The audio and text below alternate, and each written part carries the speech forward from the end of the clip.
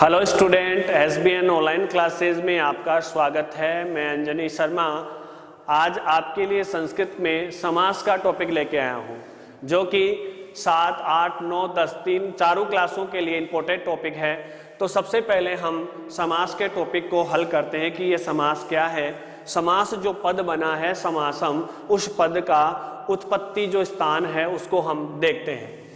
सबसे पहले इसकी हम उत्पत्ति देख लेते हैं कि उत्पत्ति कैसे हुई है। शम एक उपसर्ग है, इसके साथ में आस या आप कह सकते हैं अस, ये एक धातु है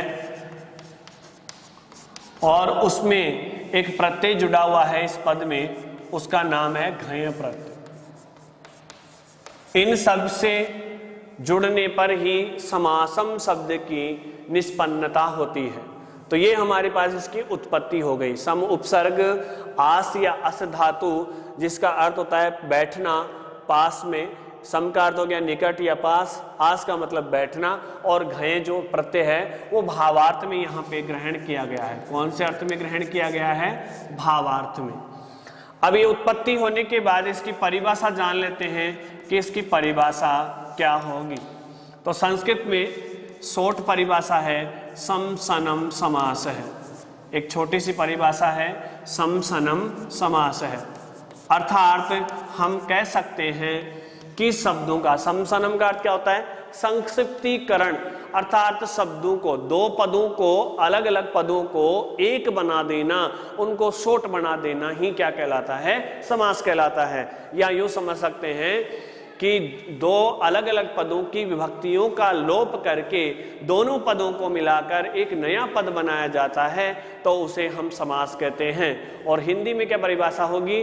दो या दो से अधिक शब्दों को मिलाकर के जो नया पद या नया शब्द बनाया जाता है उसे हम समास कहते हैं। और संस्कृत की परिभाषा हो जाएगी सम सनम समास है। तो इस प्रकार से सम सनम समास है, ये परिभाषा हो गई। अब इसके देखते हैं कि ये प्रकार कितने होते हैं। तो बात करें अगर संस्कृत की, तो मुख्य रूप से संस्कृत में समास 5 प्रकार के माने जाते हैं। समास कितने प्रकार के माने जाते हैं? 5 प्रकार के माने जाते हैं। कौन कौन से होते हैं वो समास? सबसे नंबर 1 पे आता है केवल समास। ये पहली बार सुना होगा आपने कि केवल समास। और नंबर 2 पे आता है अव्ययी भाव समास। अव्ययी भाव समास, अव्ययी भाव समास। और नंबर 3 पे हम लिखेंगे तत्पुरुष समास। नंबर 3 पे क्या आएगा? तत्पुरुष समास। और नंबर 4 पे है बहुव्रीहि समास।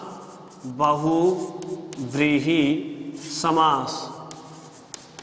और नंबर 5 पे ले लेंगे हम द्वंद्व समास। द्वंद्व समास। तो इस प्रकार से संस्कृत में मुख्य रूप से 5 समास माने जाते हैं। केवल समास, अव्ययी भाव समास, तत्पुरुष समास, बहुव्रीहि समास और द्वंद्व समास। तो इन 5 समासों को हम पढ़ने वाले हैं। लेकिन बात करें केवल समास की, तो ये केवल समास केवल और केवल समास ही है।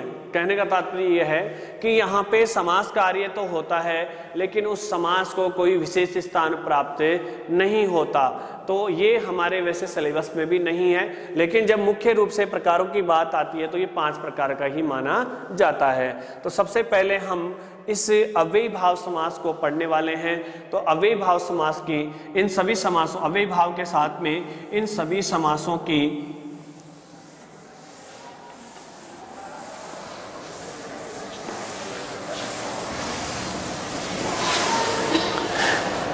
परिभाषा को जान लेते हैं। तो सबसे पहले हम पढ़ने वाले हैं अव्ययी भाव समास की परिभाषा।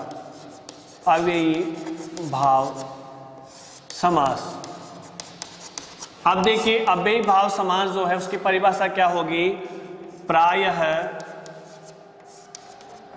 पूर्व पद प्रधानो,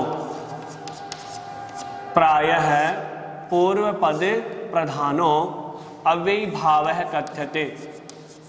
अव्ययी भाव है कथ्यते। अर्थात क्या कह सकते हैं हम कि प्रायः जिस समास में पूर्व पद की प्रधानता होती है उसे हम अव्ययी भाव समास कहते हैं। पूर्व पद की प्रधानता अर्थात यहाँ पे दो पद होंगे और उनमें से जो प्रथम पद है उसकी प्रधानता होगी, प्रायः लगभग बताया है।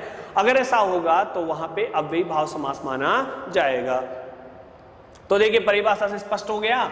अब इस परिभाषा का एक एग्जाम्पल देखते हैं। यथा, जैसे मैं ले लेता हूं एक यथाशक्ति, यथाशक्ति। तो यहाँ पे ये जो यथा है ये पूर्व पद है और ये यहाँ पे प्रधान है। कैसे, देखो, शक्तिम अंतिक्रम्य। इसका विग्रह क्या होगा? शक्तिम अंतिक्रम्य। ये इसकी विग्रह हो जाएगी। तो शक्तिम अंतिक्रम्य ये क्या हो गई? विग्रह। तो यहाँ पे शक्ति के अनुसार, तो यथा जो पद था उसका पद आया अनुसार। तो यहाँ पे ये अनुसार जो अर्थ आया है शक्ति के अनुसार, तो यहाँ पे अनुसार जो पद आया उसकी ही प्रधानता है। इस कारण से ये क्या माना जाएगा? यहाँ पे अव्ययी भाव समास। अब देखिए ये एक सामासिक पद है और एक विग्रह है। अब विग्रह क्या होती है, सामासिक पद क्या होता है और या इससे में कौन कौन से कार्य होते हैं, ये शक्तिम कैसे आया, इन चीजों को हम इसके जब विस्तार से इस समास को पढ़ेंगे तब जानेंगे। अभी केवल और केवल मैं समास की परिभाषाएं आपको बता रहा हूं। तो आप इस चीज को समझ लीजिए, परिभाषा के अनुसार इस एग्जाम्पल को समझिए कि जो अनुसार है शक्ति के अनुसार, तो अनुसार जो पद है, जो शब्द है, उसकी यहाँ पे प्रधानता हो रही है। तो यहाँ पे कौन सा समास माना जाएगा? अव्ययी भाव समास माना जाएगा। नेक्स्ट है इसके बाद में तत्पुरुष समास, तत्पुरुष समास। इसकी परिभाषा क्या होगी भाई? प्रायः उत्तर पद प्रधानो, उत्तर पद प्रधानो तत्पुरुषः कथ्यते, तत्पुरुषः कथ्यते। अर्थात इसका तात्पर्य क्या हुआ? प्रायः जिस समास में उत्तर पद की अर्थात बाद वाले पद की प्रधानता होती है उसे हम क्या कहते हैं? तत्पुरुष समास कहते हैं। एग्जाम्पल से इसको समझते हैं। जैसे एग्जाम्पल इसका राजपुरुष है, राजपुरुष है, एक एक सा एग्जाम्पल है। जब इसका विग्रह करते हैं तो लिखते हैं राज्ञः पुरुष है। तो यहाँ पे उत्तर पद कौन है? पुरुष है। तो यहाँ इसका संबंध राजा से बताया गया है। तो देखिए यहाँ राजा का क्या? पुरुष। तो इसकी प्रधानता हो गई यहाँ पे उत्तर पद की। तो उत्तर की प्रधानता होने के कारण यहाँ कौन सा समास माना जाएगा? तत्पुरुष समास माना जाएगा। साथ ही साथ बताता मैं आपको चलूं, तत्पुरुष समास के दो उपभेद भी होते हैं, कर्मधारय तत्पुरुष समास और द्विगु तत्पुरुष समास। ये आपने सुने होंगे, हिंदी भाषा में पढ़े भी होंगे कि इसके दो उपभेद भी माने जाते हैं। तो उनको हम जब विस्तार से इस समास के बारे में चर्चा करेंगे तब इसको पढ़ेंगे। फिलहाल अपन इसमें यही देख रहे हैं कि परिभाषा क्या है और इसका एग्जाम्पल कैसे हो सकता है। नंबर 3 पे आता है फिर बहुव्रीहि समास, बहुव्रीहि समास। तो बहुव्रीहि समास इसकी परिभाषा क्या होगी? प्रायः अन्य पद प्रधानो, प्रायः अन्य पद प्रधानो बहुव्रीहि कथ्यते, बहुव्रीहि कथ्यते। अब देखिए इस परिभाषा के अनुसार ही आपको स्पष्ट हो जाता है कि ऐसा समास जहां पे लगभग किसी अन्य पद की प्रधानता होती है। अन्य पद का तात्पर्य क्या होगा यहाँ पे कि जैसे मान लीजिए हम समास विग्रह कर रहे हैं और समास विग्रह में या उस सामासिक कार्य में हमारे पास 2 पद हैं और उन दोनों पदों में से किसी भी की प्रधानता नहीं है, अर्थात कोई भी पद प्रभावी नहीं है, किसी अन्य ही पद की प्रधानता हो रही है, तो वहां पे कौन सा समास माना जाएगा? बहुव्रीहि समास माना जाएगा। जैसे एग्जाम्पल से इसको हल करते हैं, एक एग्जाम्पल से समझते हैं। जैसे नीलकंठ, एग्जाम्पल है कि नीलकंठ है। तो इसका एग्जाम्पल क्या बनेगा, विग्रह क्या बनेगी, नीलम कंठम यस्य सह, नीलम कंठम यस्य सह, नीले हैं कंठ जिनके ऐसे वह। तो देखिए यहाँ पे न तो नील की प्रधानता हुई न कंठ की प्रधानता हुई, यहाँ पे तीसरा ही अर्थ निकल रहा है, क्या आ रहा है कि नीलकंठ किसका है, भगवान शिव के लिए यहाँ पे यह शब्द लिखा गया है, नीलकंठ है। तो नीलम कंठम यस्य सह, तो यस्य सह अर्थात भवानी शंकरस्य, तो भवानी शंकर हो जाएंगे, वो भगवान शिव हो जाएंगे। तो इस कारण से यहाँ पे तीसरे पद की अन्य पद की प्रधानता होने के कारण इस नीलकंठ है शब्द में बहुव्रीहि समास का प्रयोग किया गया है। नेक्स्ट समास पढ़ते हैं, इसमें द्वंद्व समास। द्वंद्व समास, द्वंद्व समास की परिभाषा क्या होगी, प्रायः उभय पद प्रधानो, उभय पद प्रधानो, प्रायः उभय पद प्रधानो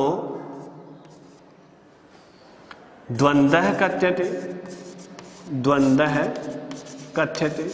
अर्थात जिस समास में, उभय का अर्थ होगा भाई दोनों, अर्थात जिस समास में दोनों पदों की प्रधानता होती है, जिस समास में दोनों पदों की प्रधानता होती है उस समास को द्वंद्व समास कहा जाता है। एग्जाम्पल से समझ लेते हैं, माता पितरौ, ऐसा एक सामासिक पद है, और जब इस सामासिक पद का हम विग्रह करते हैं तो क्या बनता है, माता च पिता च, इस प्रकार से इसका विग्रह हो जाता है।